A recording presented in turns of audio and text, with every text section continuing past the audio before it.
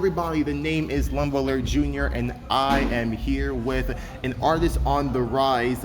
Pretty much similar words that a certain other artists have said about this man here by the name of Lizzie Jane. Storyboard, aka Neil. So can I call you Neil or Storyboard? No, Neil is fine, yeah. Neil will do, okay. But this is the man here, his name is Storyboard, that's his artist name, and this is a man who is going to be going to his very first ever Electric Zoo, is that correct? Yes, it's the second music festival I've ever been to in general, so to be booked for it in the first place was pretty crazy.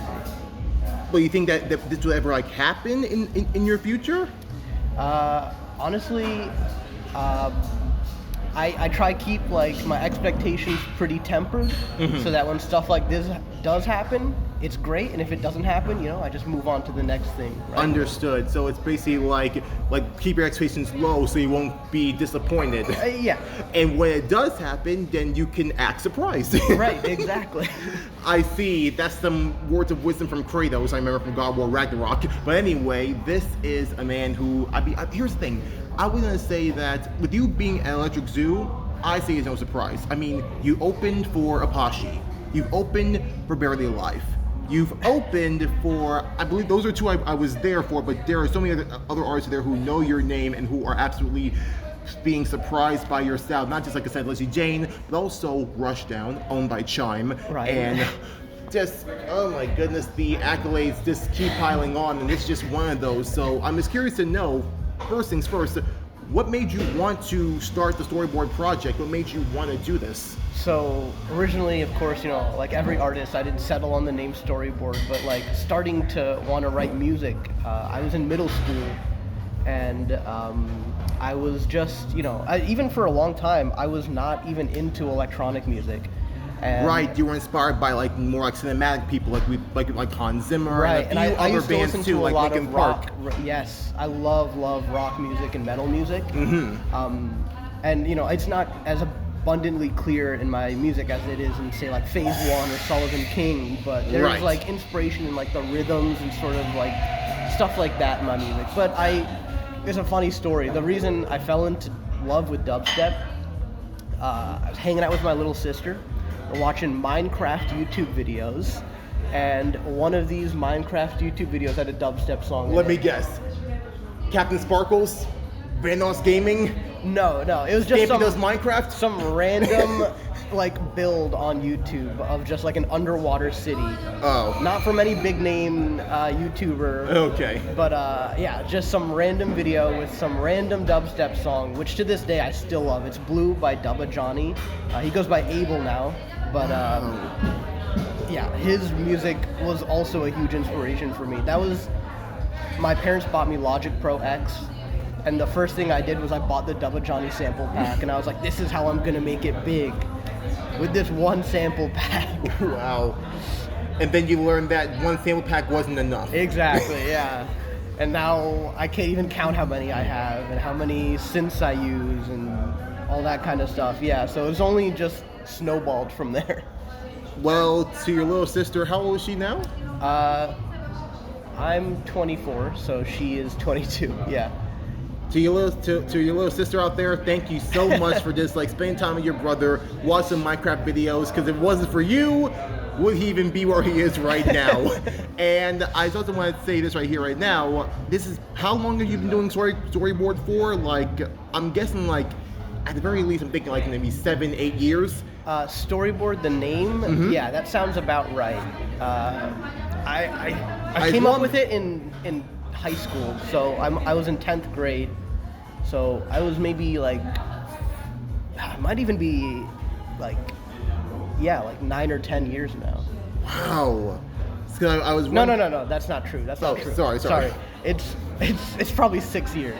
That was 6 years. I've been writing music for like 10, 11 years, but 6 years with Storyboard. Really? I was gonna say maybe more like 7 or 8, because wasn't this the very first song you ever made? It is not, but it is the I'm showing oldest... him Storyboard Insomnia from December 2016. The first time I ever was featured on SoundCloud. It is the oldest upload that The I have. oldest one you have. There's a lot. If you saw SoundCloud from my perspective, there's about 700 songs uploaded to my SoundCloud right now. Of course, a lot of them are the same songs, like version 1, version 2, version 3, version 4. Understood. But this was the first one that ever went public. Even before that, I just privated a lot of it because it's really bad. A lot of it is really bad. But I'm still very, very proud of Insomnia. I still love that song. It's one of my favorites that I've written, despite how old it is. So, is it still worth to be played in future sets? No, absolutely not. No, okay. Mixed down wise, stuff like that, it's not too bad, but it just doesn't really fit the vibe of the kind of sets that I'm doing now. Understood. Well, speaking of which, then can you tell us what is a song that you made that is from Storyboard that you believe that is like one of your most proudest work that you can say, I'll play this goes in my set right here, right now, and to anyone who asks, like, what is one song that represents who Storyboard is and what does he represent, it's like, this is a song that shows who I am, this is Storyboard to a T. So, there is a song like this, and it's not out yet, but it is coming out soon, within a couple of weeks. So, really? A new song that I've been playing out for a while now, and it's been written for a really long time as well. It is in the Let the Bass Get You mix. Funny you mentioned that, because I was just pulling up the track list right now, trying to find it. Yeah, there's a lot of unreleased music in there, and a lot of what's coming out is stuff that has been in there, and there's also some stuff, of course, that is in the mix that's not going to come out, and some stuff I've written since that will come out. Kind of all over the place with that, but right. That mix I feel like is a pretty good representation of sort of like the direction I'm trying to move towards. A lot of just heavier music, just heavy music. And has there been like a show that you've played that like that was like your best show that you remember playing so far? I mean, who knows? Electric Zoo could be number one, but what was like one show that made you like say like, oh my gosh, I'm really doing this. This is my future. So I played this small show in Connecticut, and it was with Versa and Vulgar, and it was in New Haven, Connecticut. It was a small show. The venue was really small. People were like really close to the stage, and it felt just like felt more like a warehouse type of feel. Right, and I played like Webster, and I've played a couple other big venues. So that was my first small venue I ever played, and it just felt like I felt very in the moment, and I just was having a lot of fun with the crowd, and I was playing a large variety of different kinds of music, which I still like to do. And I just think that's probably my favorite set that I've ever done so far. Well, it's a Versa and Vulgar. Thank you so much for bringing this incredible artist in your lineup, because I'm happy he was there to bring the house down. Again, the small venues are the ones that I always have like a strong respect to, because it's where legends can be born, where like where like journeys can truly begin for people like you. I'm so happy that Versa and Vulgar brought you in there. And shout out to all the other venues out there, like you mentioned Webster Hall, which I saw you perform twice with Apache and Barely Alive, but of course the Kingsland, the Meadows, and elsewhere, and all these other places that has incredible people like you guys to the forefront. So I'm so happy that has happened for you. I'm just very proud of you. Now I'm just curious to know, I mean, you say that your unreleased song is going to be like your most proud one, but come on, some of these other songs have been pretty dang incredible too. I mean, one that I have been like, I cannot get enough of was from, I think, your Shadow Blade EP? Yeah. By the Great. I think it was By the Blade. Oh my God. That's funny because that was probably one of the least popular songs on that EP. Do you know how many plays? No, not off the top of my head. I don't really keep track of the numbers like Understood. that. That was like, really? That was the least played track? I do know, but Excision supported Dyad, and that was also on Dubstep Gutter, I think. Right. And the song I had was Celestic Nightmare Lullaby.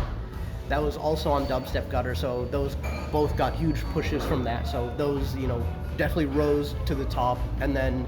Really? Not the song you made with Messiah? That Excision has worked with. I was gonna say, Messinian, his name on that track. Oh, Messinian. Sorry if I pronounced it wrong. My apologies. It's no worries. That song, I also think vocals can also really help elevate a song like that. Definitely. So, yeah, that also went up, and it might also have something to do with the release schedule. You know, sometimes the song you put out first is going to be the most popular in the EP, and the song you put out last, you know, is going to be the one that performs the least. So, you know, there's tons of reasons why that might be the case, but yeah. And speaking of Excision, you wasn't one of your songs featured in his, lo and behold, his Lost Lands compilation in 2021. My song with Evade, who is one of my closest friends, I've known him for years now, Dyad, that was in his mix, and that was the first time Excision ever played out one of my songs, and since then he's just been supporting my music nonstop, and it's, you know, I'm so grateful for that. You know, he is like one of the goats of dubstep, you know, with Lost Lands and Bass Canyon, Paradise Blue. Canyon. Yeah, the list goes on. And he was also like, I saw him in 2016, and that was, I saw him on the name of the tour escapes me, but it was the last dubstep show at this venue in Connecticut. It was him, Dion Timmer, Cookie Monster, rest in peace, and Barely Alive. And yeah, that was nuts. And then to think that just, you know, a couple of years later, he'd be playing my music with those crazy visuals on even bigger stages. And just last year, I was at Lost Lands, and he played out 2 of my songs in the same set. Wow. It was crazy. So yeah, he is always pushing not just my music, but all of the like underground producers and stuff like that, giving like everybody a shot, which is, you know, and anybody, he's not the only one, you know, but of course he's the one that gave me a shot. So. And I'm so happy he did, although it makes you kind of wonder why did he not let you in his subsidiary label? I haven't submitted any music. What are you waiting for? I don't know how to submit the music. I'm telling my managers, hey, here's my playlist. I need you to do this, and they're doing it for me. So that's something in the works right now. I'll make sure I talk to Chris about that. Right now I'm working on a lot of self-releases right now. I'm not trying to focus on too many labels right now. Understood. I did take a year-long hiatus, so I need to bring myself back in a little bit. So right. I've got a couple self-releases in the pipeline. And then maybe I'll start thinking about, you know, some label releases and stuff like that. Well, I mean, but let's be honest, some of the label releases that you did so far in the past has been very amazing. I mean, like I mentioned, you did release a few songs for Rushdown, owned by Chime. One of them was Castles in the Sky, and of course your collaboration with Skybreak, who's absolutely blowing it up right now in his career. Whispers in the Forest. How did it feel to work? How did it feel to be noticed by someone like Chime that said, you know what, I'm gonna put you in my label, and to work with someone like Skybreak? How did it feel? So that was nuts. What's that? I think it's called Label Radar or something like that. You submit a song, you can send it out to like a plethora of labels, and then they'll get back to you via like their messaging system. So I wrote that Castles in the Sky just like randomly, and I just, you know, I was like, I'll take my chances, I'll submit it, and we'll see what happens. And then Rushdown got back to me, and Chime hit me up personally and was like, this is like a really cool song, like I would love to release it with my label. And I was like blown away. I was like, I did not expect Rushdown and Chime to like respond to my song. I didn't, you know, think that maybe it was worth that sort of release, but he saw something in there. And that was also like the first label release, or no, it was not the first label release, but it was like my biggest, like at the time, like most recognized label release. And Chime is another artist who I can't thank enough for helping me get my name out there with his label and playing out some of my music. And then working with Skybreak, just for the second half of your question. I've known him for a really long time, and we had talked a lot about working on a song together. And we were both just big fans of video games, so we were like, let's write like some video game inspired music. And just hanging around on Discord, and it just happened, you know. So do you know for Whispers in the Forest? Is there like what reference of what game reference was it? It was Zelda. I had a feeling. Yeah. I was thinking like Corky Forest or Lost Woods, something in that realm. We like to think of Blood Moon as like the sequel to Whispers in the Forest, because that's also another Zelda song. Majora's Mask. It was actually Breath of the Wild. Breath of the Wild, okay. But there's a ton of like melodic references to iconic Zelda songs, more so in Blood Moon. But yeah, every time we've worked together on stuff that will probably never see the light of day, it's always like, let's write another Zelda song. Right. So do you think there might be another one in the future? Because like we see with a lot of Skybreak songs, like a lot of them were inspired by certain video games. Like you mentioned Zelda, he like did a song like Moonglow EP was like reference of like Hollow Knight. He purchased that game for me to play. I couldn't believe that. And of course his song with Terminite, Accelerate, ode to Mario Kart 8 Deluxe. So I'm just gonna say this right here. That was my idea. When I first heard this song, I was like, this sounds like Mario Kart music. You should add like Mario Kart like sort of references. Skybreak, Terminite. How dare you take the credit and not credit this man right here? And do you not know how much attention that got in the Marscat label, that song? And he's doing great for himself. I'm super proud of him. At least give him a rose or something. Still, that's not right. But again, I'm so happy you at least like helped. You had a small part in something big with that song. Thanks so much for your inspiration and your feedback. At the very least, Skybreak, I'm gonna talk to you later about that. That's not right. Anyway, Even if he denies it, I remember that. I remember. We have this recorded, both here and here. You can't. There's no running away, Skybreak. You can't drive away from this. We are Blue Shells, and we are coming for you.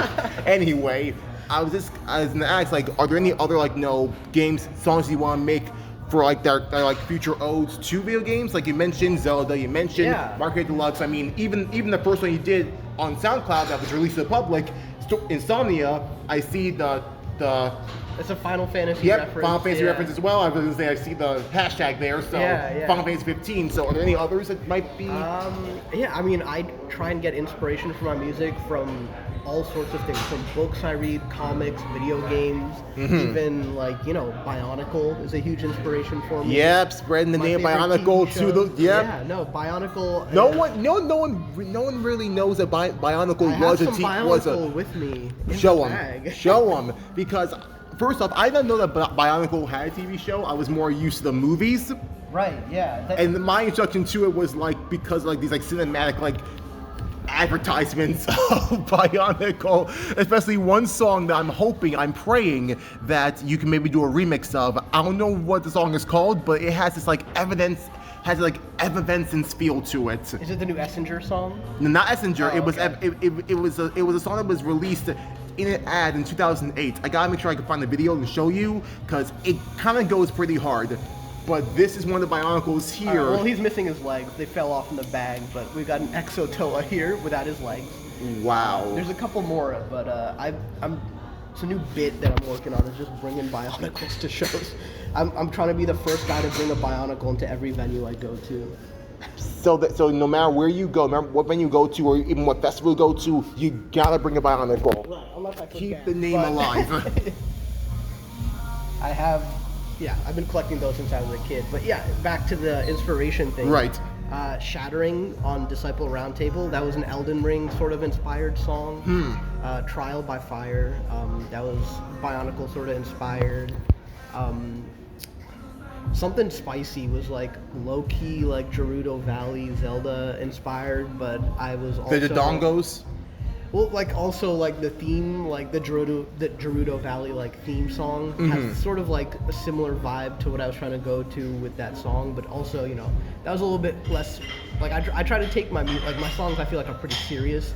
That one was a little less serious, funny samples and a lighter song in that sense. But yeah, there's references in my music to all different sorts of things.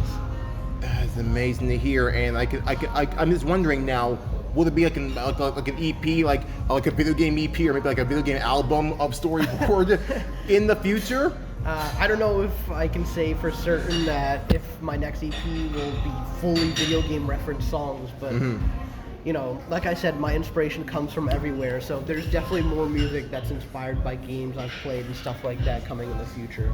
So this kind of begs a question. I know we kind of been stepping on this question for a bit already. what is next for Storyboard? Like you already mentioned a few unreleased tracks, so what could possibly be in the future? I couldn't tell you. I take it one step at a time. Just one step at a time. Right. I can tell you right now. I'm playing with Ray Volpe at Webster Hall at the end of this month, September 30th. Oh yes. I have seen Ray Yeah. Volpe. It was like one of the first artists I really interviewed, and I was able to post up very well. It was one of my favorite interviews I ever done 2 years ago. So to see him live again at Webster Hall would be an absolute honor, and to see you live again would be an absolute honor as well. I feel like all like the 2 times I've seen you perform at Webster Hall, I just been like, for first time was like seeing you there like at the front rail. Second time was just was invited to be there on the side stage, is rocking out with you. Hopefully the third time will be the same thing, but this time I can finally really. Pleasure to have you. Thank you, man. Always. Love to see you, man. I am so happy that someone like Ray Volpe is like noticing the power within you. Well, Ray and I have actually been friends for a while now, and I literally drove to Boston, which is like my dad drove me to see his show in Boston. I must have been like 16 or 17 years old or something like that. I met up with my friend Evade, and we both saw him there. That was fun. If I could maybe like find a souvenir shop and find like a Father of the Year mug, I'm giving that to him, because that's amazing. You are incredible, Storyboard's dad. You're amazing. Oh my gosh. And so ever since then, it was like, I gotta see if I can feel a line up with Ray Volpe, and that moment is... Yeah, I mean, I love hanging out with Ray. We're always talking about stuff. I don't know. We're always on Discord calls together, so hanging out. So, you know, super excited. It's been so long since I've seen him, so it's going to be exciting to A, see him again, and B, you know, play a show with him. So I can hardly wait for that day to come. And anything else, or are we still taking it one step at a time? Yeah, I mean, we're working on some stuff behind the scenes. I don't want to reveal anything in case, you know, something comes up and maybe... Don't have to. You can just tease us. Like I said, new song coming out. People have gotten a taste of it in my mix, and I did upload a clip of it on SoundCloud. If you saw that clip, I did private it just so I can, you know, be like, here's a teaser, and now we gotta take it back. Exactly. Like, your next teaser is going to be when I announce the song. But maybe I'll announce it right here real quick. Jiren Rhythm is coming out on September 25th. That's a song I've been really excited about. I called it. I'm super excited for that one. I was saying to myself, which is it? I was like really reading the... No, Jiren Rhythm. Right after Total Rhythm. Oh my god. Wow. That is a demo version in the mix. Okay. So it is a little bit different. I think it hits a little bit harder. The final version is definitely cleaner and hits a little bit harder. So I'm super excited for everyone to hear the full song. And will Izu get a little taste of that? Izu is definitely gonna get a taste of that. Yes. Don't tell me what like timestamp. Just let us be along for the ride. Okay. When when Izu gets a taste of that, holy crap! Just oh my goodness, almost I believe like 6-7 years in the making, and we are already here. First time in Izu, and the future is looking bright for someone as incredible as you. So thank you so much, Neil, for just blessing us with your talent and showing us and letting us have a little taste like the journey of Storyboard. We really appreciate you so freaking much. Shout out to Chris, shout out to Ray Volpe, shout out to all these incredible artists for supporting you and seeing the power within you. Huge support network there. So there's so many people I can go on to thank, but well, I'll keep it brief and just say, like, you know who you are. Thank you so much. And thank you so much for watching and listening. And for you guys, we really appreciate so much. All I can say is this. To Evide, you had your nose by Subtronics. Can you please let him be like in a compilation or something? I mean, 5,000 coins is kind of blowing up. I have to say that for a quick second, but Storyboard, thank you. Thank you for so all much that you for do having and me. all that you create. And again, like I said, the future is bright for you and all the stuff you're doing. And oh my goodness, just after Izu, have a hard talk with Chris, because things that, like you said, you had to take your hiatus. I understand that. The life in arts isn't easy. Some things happen. Well, hey, I spent that hiatus working on a lot of music, so it didn't. That time was spent, you know, in a productive manner. Okay, but I would say take some time to relax as well. You deserve it, but again, don't keep us waiting too Right, no, long. this is what I love. So whenever I can be writing music, I will be writing music. There's nothing more in this world that I love more than music. So. Understood, and the love of music it shines brightly in every single song you make, both already made and unreleased. So thanks, Neil, Storyboard.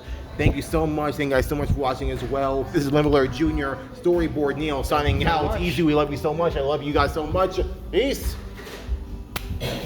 We're good. We good. Now lead me to Chris and Blacklist. I need a word.